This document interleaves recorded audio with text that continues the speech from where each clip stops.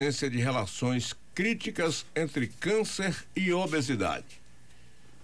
E como cerca de 3/4 da população americana cai na faixa de excesso de peso ou obesidade, essa ameaça pode superar a do fumo, né, do tabaco.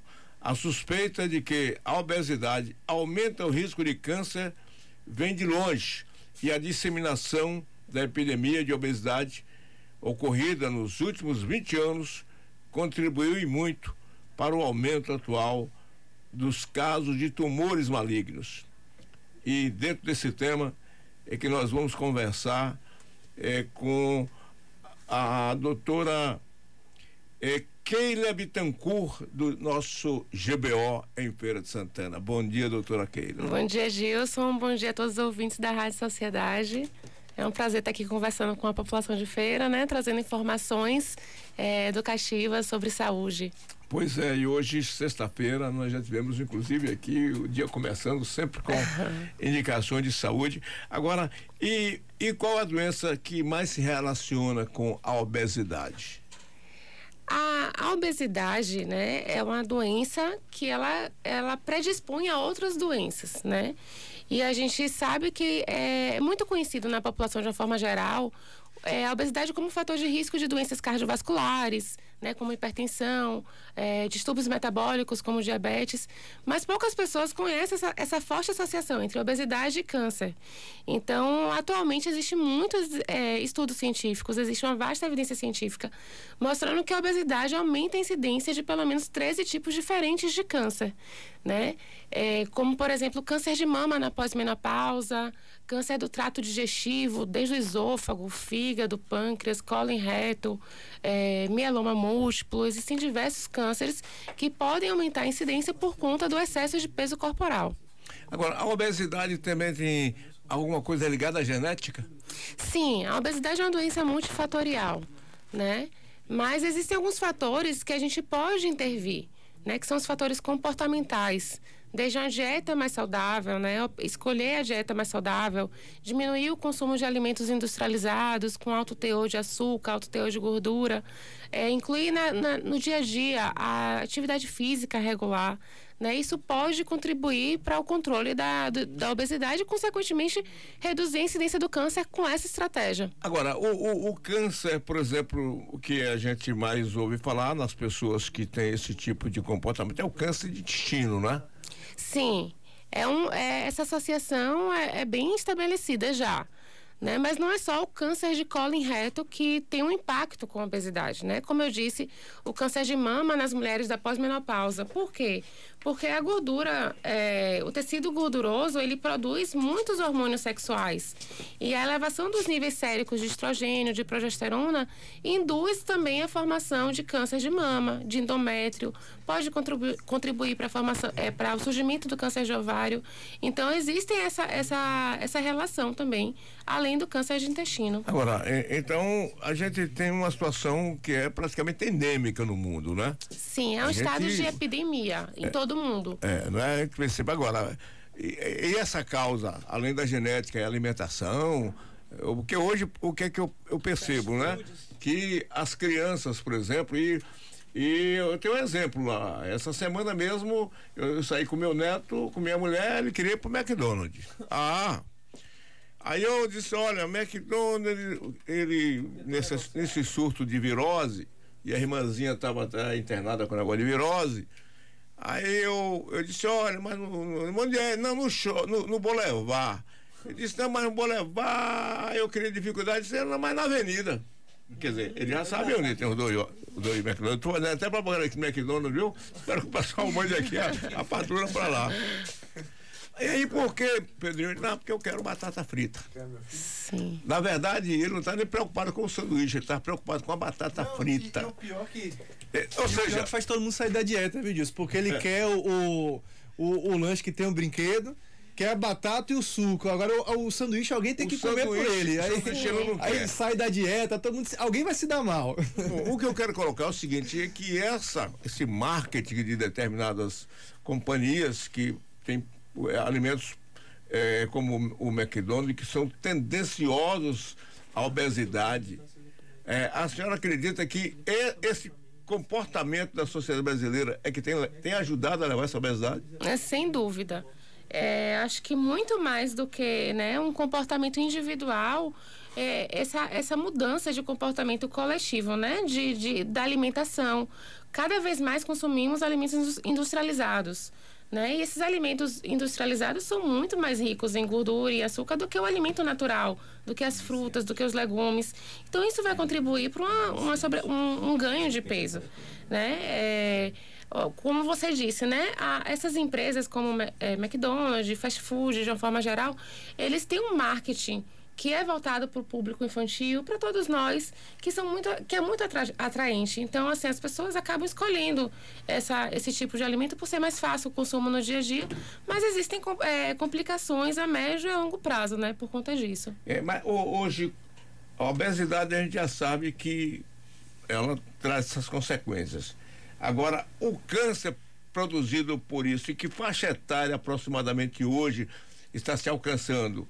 Que não seja exata, mas qual é a média hoje de idade das pessoas que têm esse tipo de câncer? O câncer na faixa etária dos adultos e idosos, né?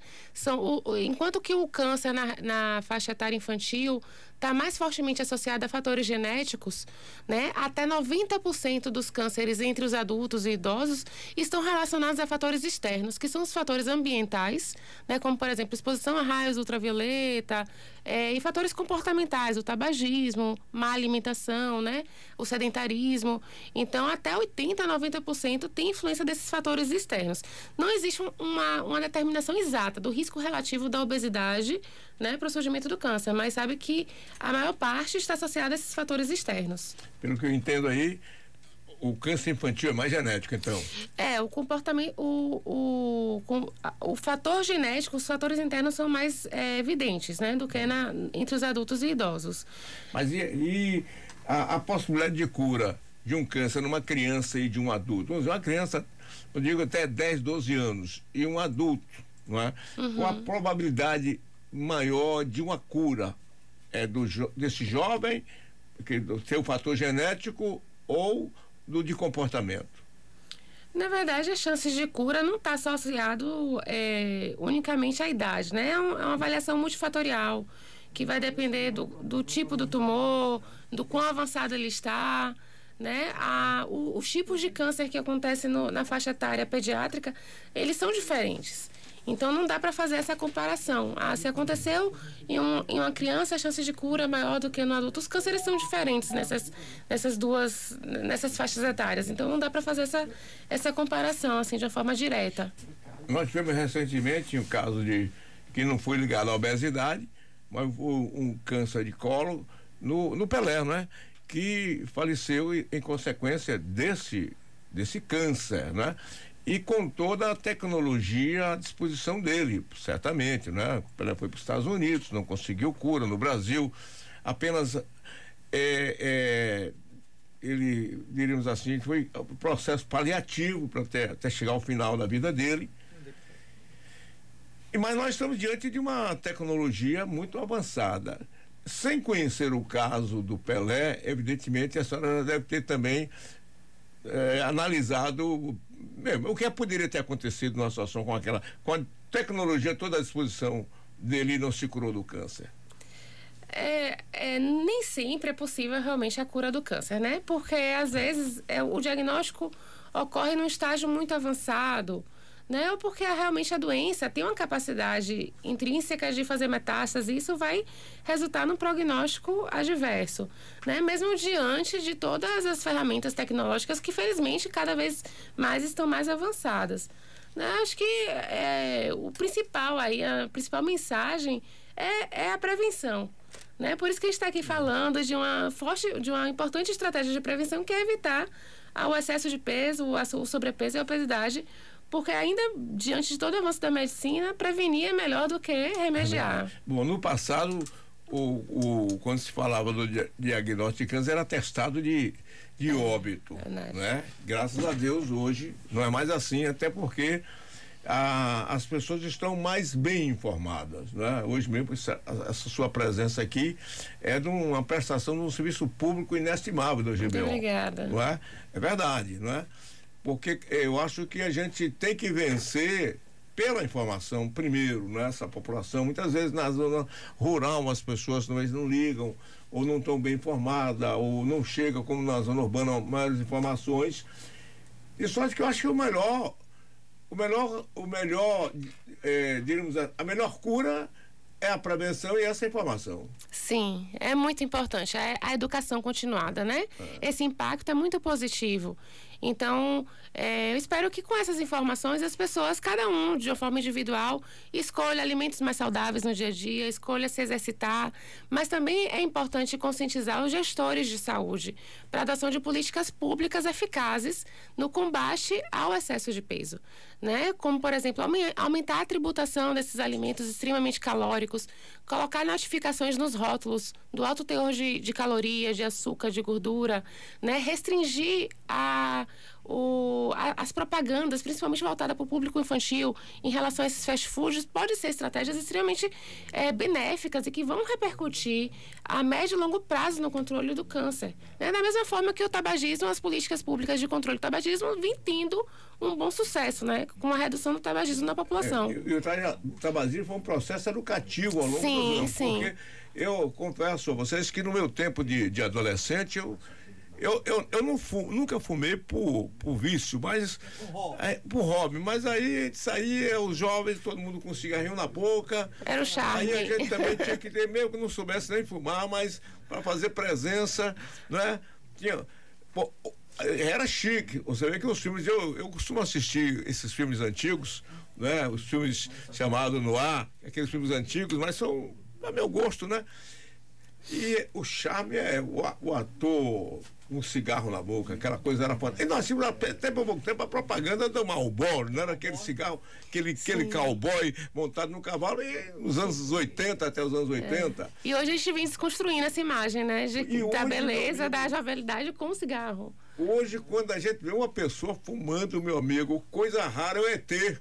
Verdade. Né? E a gente sente o cheiro logo. Eu mesmo não suporto o cheiro do cigarro. Sim. Não é? E você não me vê, ninguém mais fuma. Quer dizer, hoje eu diríamos, eu não sei se 1% da população fuma hoje no Brasil. Apesar de que lá na Europa, ainda nos Estados Unidos, o pessoal ainda usa muito o cigarro. Mas no Brasil não. Graças a Deus. Quem fuma aqui, ninguém. Talvez um grupo de 3, talvez 4, no sul do país a gente tem uma incidência maior ainda do tabagismo, né? Eu cheguei a ver que assim, entre a década de 80, que foi quando essas políticas públicas contra o tabagismo foram implementadas até hoje, houve uma queda de 20%. Era em torno de 40% da população tinha acesso ao cigarro e hoje em torno de 10% tem essa prática do tabagismo ainda. Deve continuar caindo, né? A gente acredita. A tendência é cair. Bom, e com referência à obesidade, quer dizer, também vai ser uma questão das pessoas se aculturarem desde cedo a suprimir essas doenças. Agora, uma pergunta que eu lhe faço, já que nós estamos em obesidade, de câncer, o alimento transgênico, não é? Que prova científica nós temos que ele é cancerígeno? Então, essa é uma pergunta bem difícil, né?